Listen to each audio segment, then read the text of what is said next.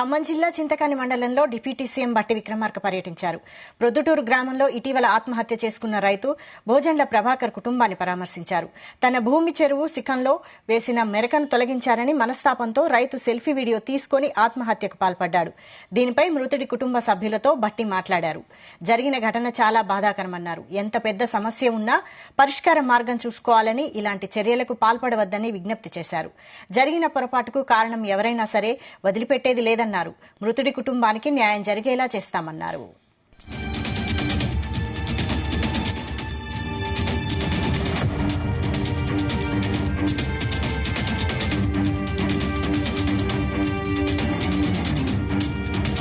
ఒకటో తారీఖు నాడు తనకి చెరువు శిఖంలో ఉన్నటువంటి తన భూమికి సంబంధించి అక్కడ ఉన్నటువంటి చేపల సొసైటీ వాళ్ళకి సంబంధించి, ఇరిగేషన్ సంబంధించి తన భూమిని వేసినటువంటి మెరకని తొలగించారని చెప్పి మనస్తాపానికి గురై తను ఆత్మహత్య చేసుకున్నట్టుగా వీడియో ద్వారా, మిగతా వాటి ద్వారా తెలుస్తా ఉంది. వారి తండ్రి గారితో మాట్లాడాను, ఆయన శ్రీమతితో మాట్లాడాను, పిల్లలతో మాట్లాడాను. జరిగిన సంఘటన చాలా బాధాకరం. ప్రాణం చాలా విలువైంది.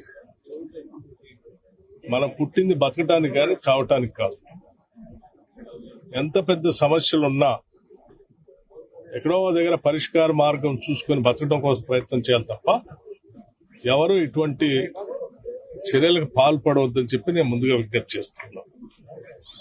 అలాగే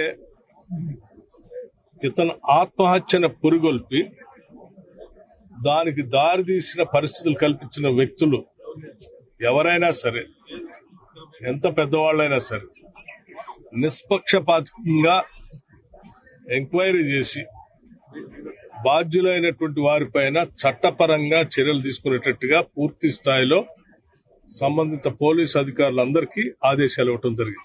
తప్పనిసరిగా ఆ కుటుంబానికి న్యాయం జరిగేటట్టుగా దాన్ని ప్రోత్సహించినటువంటి వాళ్ళపైన చట్టపరంగా చర్యలు తీసుకోవటమే కాకుండా తన భూమికి సంబంధించి కూడా శాశ్వతంగా ఒక పరిష్కార మార్గం చూపించడం, ఆ సొసైటీ వాళ్ళతోనో, ఇరిగేషన్, రెవెన్యూ వాళ్ళతో మాట్లాడి సమస్య ఏంటో తెలుసుకొని దానికి ఒక శాశ్వత పరిష్కారాన్ని కూడా చూపించమని నేను జిల్లా కలెక్టర్ గారికి కూడా ఆదేశాలు ఇచ్చాను, పరిశీలించి. అట్లాగే పిల్లలు చదువుకోవటానికి కూడా వాళ్ళు చదువుతున్నటువంటి కళాశాలకు సంబంధించి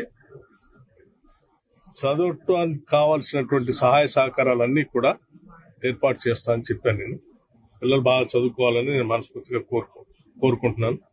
వాళ్ళు చదువుకున్నంత కాలం వాళ్ళని చదివించడం కోసం ప్రయత్నం చేస్తాం. దీంట్లో ఏ ఇబ్బంది లేదు. అట్లాగే ఇంకా ఇతరత్ర ఏదైనా సమస్యలు ఉంటే కూడా వారు నాకు పిటిషన్